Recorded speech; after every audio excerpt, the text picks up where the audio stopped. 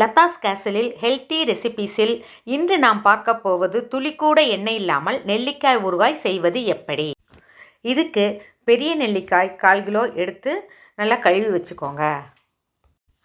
இப்போ குக்கரில் நெல்லிக்காயை போட்டுட்டு அதில் 1/2 கப் தண்ணீர் ஊற்றிக்கோங்க. அதுலேயே 1/2 டீஸ்பூன் மஞ்சள் தூள், அப்புறம் 1 டேபிள் ஸ்பூன் கல்லுப்பு. அது உப்பு தோற்பு சுவை இருக்கிறதுனால உப்பு 1 டேபிள் ஸ்பூன் போடுங்க. போட்டுட்டு அது குக்கரை மூடி வச்சுட்டு ஒரு 5 விசில் சவுண்டு விடுங்க.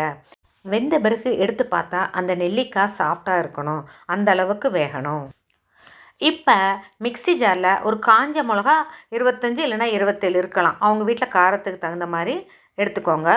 அப்புறம் மஞ்சள் தூள் அது ஒரு 1/2 டீஸ்பூன் இருக்கிற மாதிரி போட்டுக்கோங்க.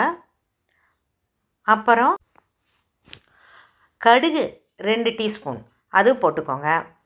அதுக்கப்புறம் கல்லுப்பு அது 2 டேபிள் ஸ்பூன் இருக்க மாதிரி எடுத்துக்கோங்க. நல்லா உப்பு ஜாஸ்தி இருந்தால் தான் அதனோட துவர்ப்பு தெரியாமல் இருக்கும். அப்புறம் பெருங்காயம் 1/2 டீஸ்பூன் அதுவும் போட்டுக்கோங்க. இப்போ இதெல்லாம் மிக்சியில் நல்லா நைஸாக அரைச்சி எடுத்துக்கோங்க. அப்புறம் அந்த தயிர் 2 கப்பு அதையும் மிக்சியில் போட்டு மோர் மாதிரி அரைச்சி எடுத்துக்கோங்க. இப்போ இது ரெண்டையும் ஒரு பவுலில் போட்டு மிக்ஸ் பண்ணிக்கோங்க. அதாவது நம்ம கடுகு மிளகாய் அரைச்ச விழுதும், அப்புறம் மோர் இருக்குது பார்த்தீங்களா, கடைஞ்ச மோர் மிக்சியில் போட்டு கடைஞ்சிருக்கோம் இல்லைங்களா மோர், அதையும் ஒன்றா சேர்ந்து மிக்ஸ் பண்ணி கலந்து எடுத்துக்கோங்க. இதுக்கு நம்ம பெரிய நெல்லிக்காயும் யூஸ் பண்ணலாம், அப்புறம் டெல்லி நெல்லிக்காய்ன்னு சொல்கிறாங்க பார்த்தீங்களா, அதுவும் இதுக்கு யூஸ் பண்ணலாம். ரெண்டுமே நல்லாயிருக்கும். இப்போ ஆறுனதும் குக்கர்லேருந்து நெல்லிக்காயை எடுத்து நீங்கள் கொட்டை தனியாக நெல்லிக்காயை சின்ன சின்ன பீஸாக பண்ணி வச்சுக்கோங்க. அதாவது இப்போ நம்ம லேசாக ப்ரெஸ் பண்ணாலே சாஃப்டாக இருக்கிறதுனால லேசாக ப்ரெஸ் பண்ணாலே உங்களுக்கு கொட்டை தனியாக வந்துடும். அந்த நெல்லிக்காயெல்லாம் ஒவ்வொன்றும் சின்ன சின்ன பீஸாக அப்படியே வந்துடும். நெல்லிக்காயில் விட்டமின் சியும் ஆன்டி ஆக்சிடென்ட்ஸும் ரொம்ப அதிகமாக இருக்குது.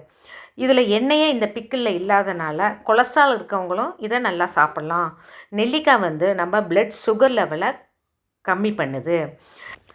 நாம் சாப்பிட்ற சாப்பாடு நல்லா செரிமானம் ஆகிறதுக்கும் நம்ம உடம்பு வெயிட்டு குறைக்கிறதுக்கும் நெல்லிக்காய் ரொம்ப ஹெல்ப் பண்ணுது. இப்போ இந்த நெல்லிக்காய் துண்டுகளை இந்த மோரும் மிளகாய் பேஸ்ட்டும் கலந்து வச்சுருக்கோம் இல்லைங்களா, அந்த கலவையில் போட்டு நல்லா கலந்து விடுங்க. இதை ஒரு 2 நாள் வெளியே வச்சுருங்க. அப்போ தான் அந்த மோர் புளித்து அந்த புளிப்பு டேஸ்ட்டும் நெல்லிக்காய்க்கு வரும். அப்போ 2 நாள் வெளியே வச்சப்பறம் ஃப்ரிட்ஜில் வச்சுருந்தா 3 மந்த்ஸுக்கு கெடாமல் இருக்கும்.